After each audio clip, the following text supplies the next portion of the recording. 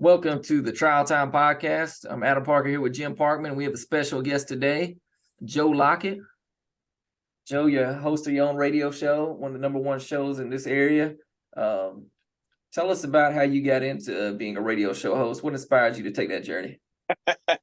Desperation, man. I started the Joe Lockett show about 10 years ago out of a dream that I had. It was kind of out of necessity. Long story short, it was my ex-wife at the time. Well, my wife at the time, but ex-wife now. She got a job in West Virginia. Okay. And I was in contracting. And I didn't want to be trying to start a new contracting company if she was moving in different places because of the job she had was a traveling job. And so my thought pattern was, let's go ahead and let me find a new career. Anyway, went up to West Virginia that weekend, got us into a house, laid down in an empty house with no furniture after driving for 8 hours. And I said, baby, let me get some rest. I woke up with an epiphany, okay? Yeah. I don't know what it was, but God said, you're going to be a radio talk show host. So I had this great idea. I said, baby, let's go find us a white tablecloth restaurant. I got an idea. I know what I'm going to do. I took it to a white tablecloth that night. I said, baby, hey, I got this idea. I know how we're going to make this work. She said, how are we going to make this work? I said, I'm going to be a national radio talk show host. I'm going to be #1 radio talk show host. And she looked at me like, you're looking at me right about now. Like, well, I think say that dinner didn't go well. The dinner, the way back home was a flop. Because she was like, do you know anything of being about a radio talk show? I said, nope. She said, have you ever been on radio before? I said, nope. I said, but give me 1 year, right? And if I don't figure it out, I said, I will come up here and get a job at Home Depot or Lowe's. Well, I don't have the ex-wife anymore and I still have my radio show. That's good. It is. I think you've become successful. You got are you the #1 drive time radio show in America right now? Yes, I don't know about America, but I'm gonna claim America, but definitely in the Birmingham, Alabama area. You know what I mean? I'm gonna say America. I'm gonna say this on social media. I'm in America. Yes, my show on TikTok, Facebook, Instagram, and on radio all at the same time. Yeah, we're kicking behind right now. You are, and before we got on, I said something about I got a friend, attorney practiced in Birmingham. His family was from Dothan. He would come on and talk politics and law sometimes in the overlap. Chris Reed, but that was always Chris's bragging thing. If we ever talked about media, I'd be like, "Hey, I was on the news last night." He said, I used to co-host the Joe Lockett show on Fridays.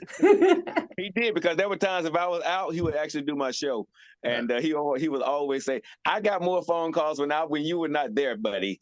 Okay, Chris.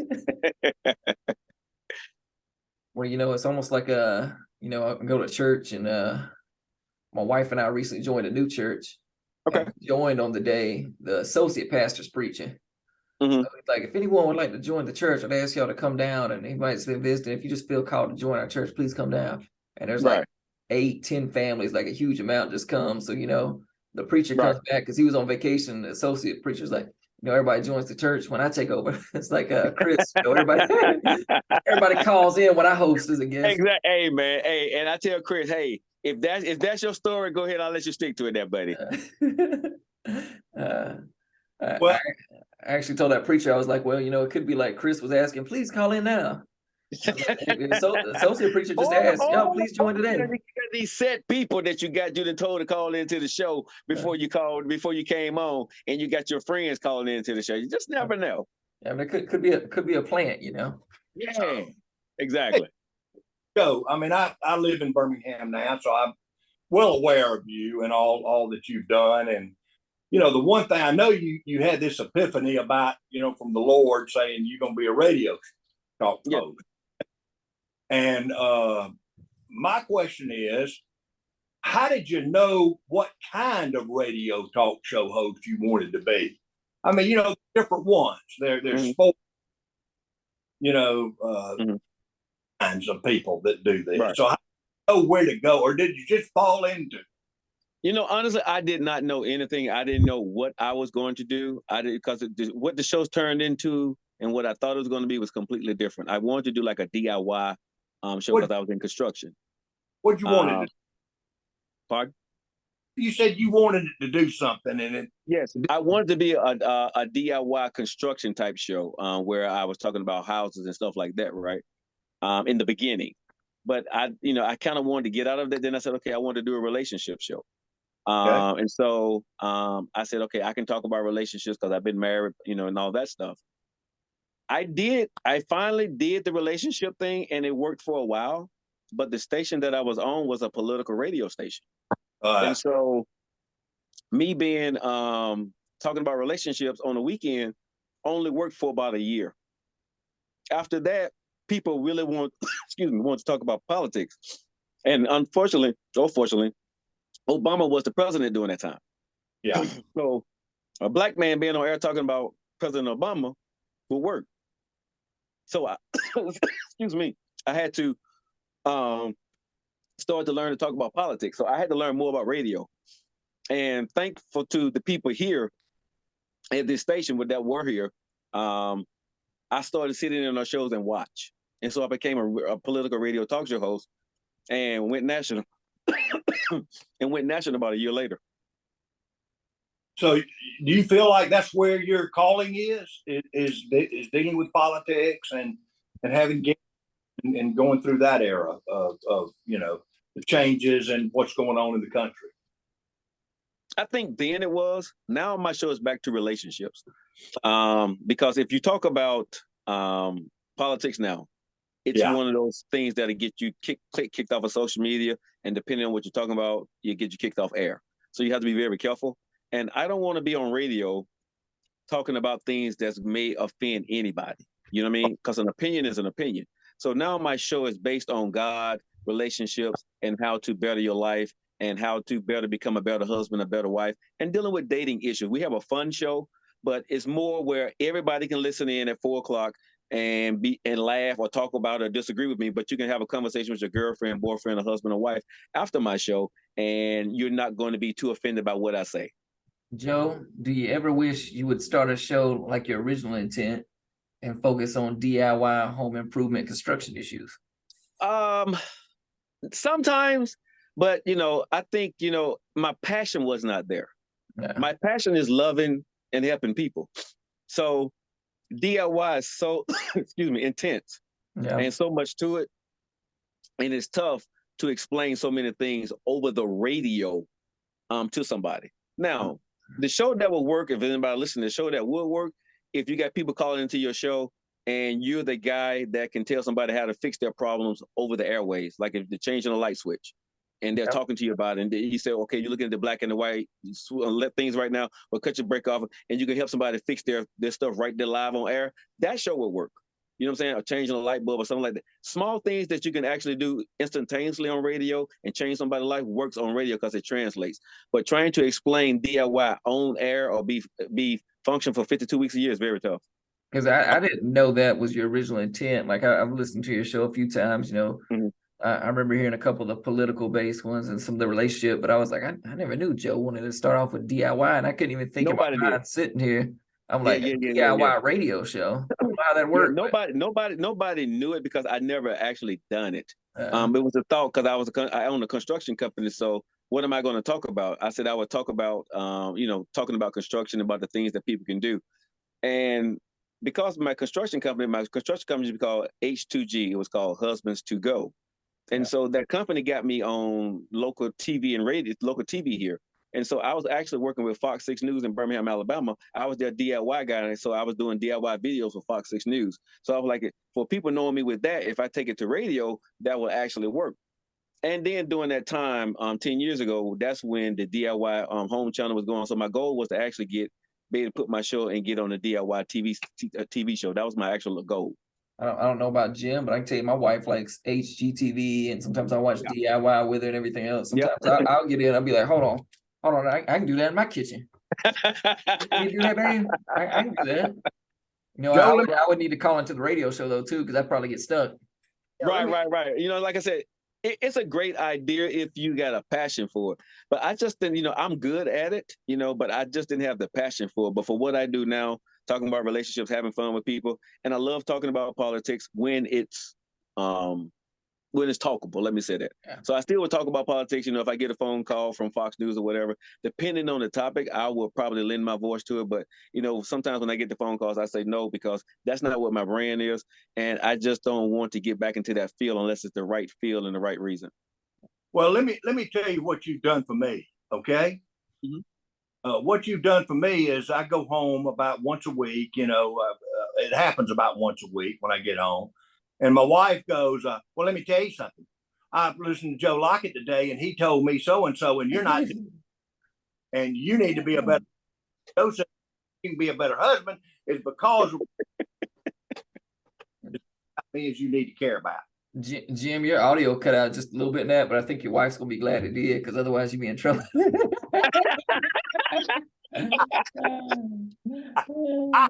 I have this person that mashes the mute button on me several times and cuts me off. So, I'm sorry. I tell you what, I think what's amazing, and you can correct me if I'm wrong, Okay. but what's amazing to me is you had this dream overnight to go do something that you had no clue what in the world, how you even do it. Mm. And yet you followed that dream. Now that's something. That is difficult for any human being to do. Thank you. I mean, that really is. I always preface this with the idea of Jesus walking by the sea and a disciple there fishing and tells him, drop the nets, come follow me. And he drops the net and goes and follows him. I mean, that's tough. I don't care how you say it. That's tough. And, it had something to do with God, and it had something to do with Everything. God. Everything. Yeah. And Everything. I think you felt that. You had to. I posted something this morning on my social media. I said, God is not going to walk you into anything that he can't lead you from. That's right. He's not going to take you to something and he's going to drop you off. Even if you don't understand it, one thing I had to understand, to all the listeners who listen to this Zoom here, or listen to this podcast, listen. When God gives you an idea, he's not going to tell you how he's going to do it. But the idea came from him because you don't know where it came from. When he gives you that idea, act. Don't ask no questions. Just act on it. He's going to provide all the other things along the way. And this is why I had to learn, this is what's called faith. Walk out on faith.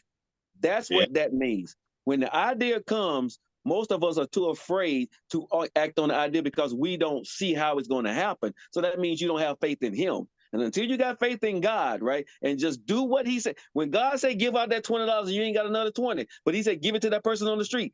Give the person on the street the $20. He's going to provide you with 40 or 50, right? But we're too afraid because we don't see how we're going to get it back. When I stepped out on faith, honestly, if you step out on faith in 2023, if God is telling you to do something and it sounds crazy, that's God talking to you. Don't be afraid to listen to what God is telling you. Yeah, and I think most people are afraid to do it. Yes. They don't want to take that risk. Right.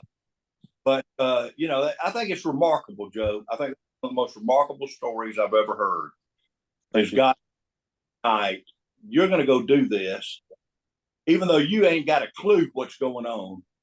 Get up and you do it. And look what it did. Yes. Joe, recently on the show, Jim and I guess Jim may have taken a leap of faith when I said, hey, man, I'd like to start a podcast, Trial Time Podcast. We'll speak with some attorneys, talk about their trials in the courtroom, and speak with other people about the trials and tribulations they face in life outside. And we had Kevin Harrington on recently, and Kevin Harrington, entrepreneur, wrote a book called Act Now. And I think you embody that because you act now. You acted on what the Lord told you and put on your heart. So I want to ask too, what are some of the trials and tribulations you faced on that journey growing your show? First and foremost is that your family not believing in you, or believing in you in the beginning and then falling off your train. The people that get on your train and say you can do it are the same people that's going to get off your train when it's not doing what it's supposed to do and start to put doubt in your mind. And for me, I think that was the most tough and the hardest part, because when you're going through something, you got to want it. And whatever you're doing, remember you ask God for that, right? And when you're going through the tough times, you forget that what you asked for, this is what you asked for, right? So it's a price to pay, right? And you didn't realize that the price you had to pay sometimes is your family and your friends. It's your time. It's money. It's sacrificing. It's starving sometimes, not knowing, going into the unknown every single time, but just saying, God, don't let me lose this. I mean, when I went through my divorce, man, about 4 years ago, I just 2 weeks prior had finally got from weekends, had just finally got my weekday deal on radio to get the evening drive. Yeah. And 2 weeks later, my wife asked me for a divorce. Okay. So now I got this huge show that's I'm about to get, that I've been working for the last 8 years, well, the last 6 years, right? Trying to get that done. Now I got to figure out how I'm going to pay for it, but I got the position. 2 days later, Steve Harvey, right, congratulates me on national airwaves and say, "Congratulations, Joe, on your national radio show that you just got being an eating driver in Birmingham, Alabama." Steve Harvey announced that on his radio show. At the same time, I'm going through a divorce. Nobody knew that, right? Yeah. At the same time, I'm having to leave my house that I had been in for the last 8 years, right? But the last 10 years, and didn't have a place to stay. I had to choose between living either living in my truck or living somewhere and paying for a radio show, right? So I had to wind up living with my friend for 2 years in his house. And a lot of people don't know that. I was on radio doing my evening drive, right? But I had lost my wife, didn't have a place to stay, had no money in the bank. Didn't have a clue how I was going to pay for that radio show the following month. Walking out on faith. I just said, God, get me through it, right? And I got through it, man. It was tough, but if you want something, God will not let you fail. Amen, brother. Well, there's somebody that knew. God knew. Yeah. Yes.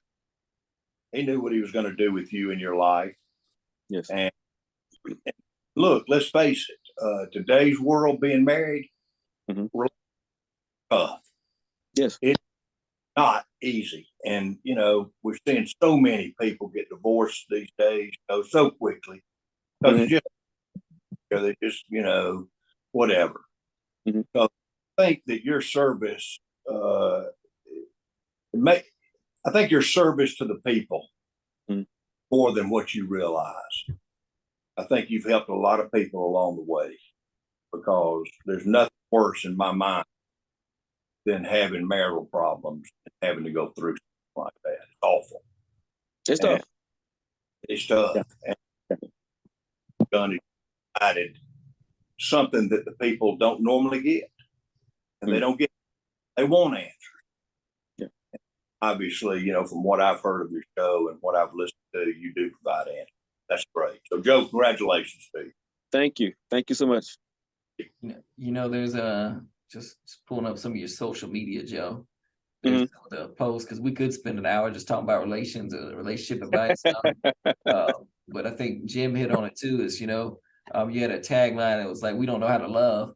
And I think that is a big thing. Even social media today and everything else gives unrealistic expectations. But I feel like, especially hearing your show, talking to you today, you're genuine. So, and that's one thing we need in the world, is more and more genuine people, because it is tough out there.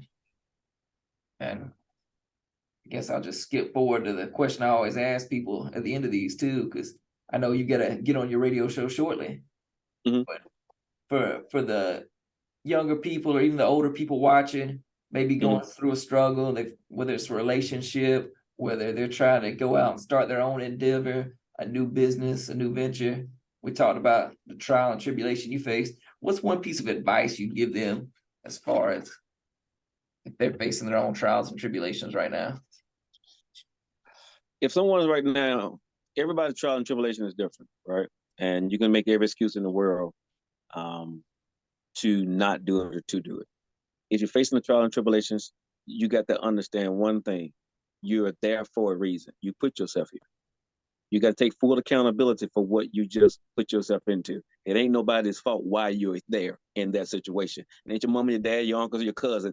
You're there. Maybe somebody did something or whatever, but you put yourself in that situation. You chose to be there, or you picked that person, or you picked that job, or whatever it is. Take accountability why you're there, And once you take accountability and take a deep breath and say, it's my fault, figure out what you're going to do to be better. And you got to push through it. If you're mad at everybody else and then you're looking for a sympathy acquire, you're going to get that. You're never going to be able to move forward, right? But if you say that I did this, I made this decision, I chose you, I chose this job, that's my fault and it won't happen again. God, what do I need to do to get out of this situation? Now, the answer is not going to be easy because you messed up. So you may have to go tell you I'm sorry, or you got to go back and make that phone call and to somebody you don't want to. Those are the things you're going to have to do for the choices that you made, because now you're being accountable. And once you become accountable, God's going to say, you got it now. You get my point. You're going to be a better person now. You're not going to do that no more. I'm going to let you through this other door. He's going to open up that other door for you. Joe, I think you got your 4 o'clock show. Yeah. I think that was it. Hey, man, thank you so much for coming on. I appreciate you guys, man. Love you guys. Happy New Year to you and your family. Be blessed. Thanks. Happy New Year to you. All right. Thank you.